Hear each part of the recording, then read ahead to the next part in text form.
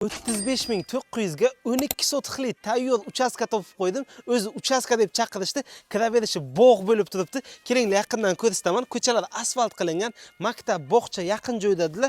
Ko'chamizdan suv o'tgan ekan, faqat uyga tortilmagan ekan, tok bilan gaz tortilgan. Shotchiklari bu ishlab turibdi. O'zim xonadonim shunaqa bo'lishini xohlagandim. Ikki tomondan uzumlar ekib, tepaga naves qilib qo'yilgan ekan. Faqat bitta chiroyli mehr berasizlar. Ko'ryapsizlar, uzumlari o'zi pishib, mayiz bo'lib qolibdi. Gap bo'lishi mumkin emas. Ikki tomon yerlariga ham bitta mehr berasizlar. Ichida unumli daraxtlari juda ham ko'p. Darvozaxonamizdan kirishimiz bilan ikki tomonda ikkita xona tushgan. Bittasi korobka holatda, gazni shotchigi mana, bu yoqdagisi tayyor yashasa bo'ladigan holatda, faqat uborka qilib bitta mehr berasizlar. Ichki hovlimizga o'tadigan bo'lsak, qurilishimizni usti to'liq shifr yopilgan, shifrni kengaytirib yopgan ekanlar, pastini ayvon qilamiz deb. Bu yoqda ichkarida yashasa bo'ladigan ikkita tayyor xonalari mavjud. Bu yoqda esa oshxonasi bor. Oshxonadan keyin sanuzul xonalari tashkil etilgan.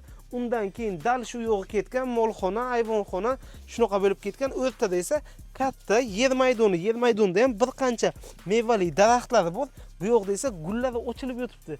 Qaranglar, o'sha noyabrga yaqin keldik, lekin gullari hali ham ochilib turgan ekan. To'g'risi maza qildim. Bu tomoni ham uzumzor.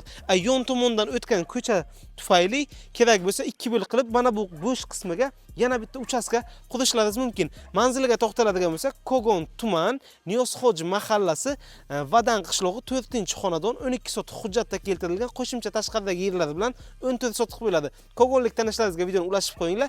Bektepani qarama-qarshisidagi mahallada joylashgan ekan, ko'chalar asfalt.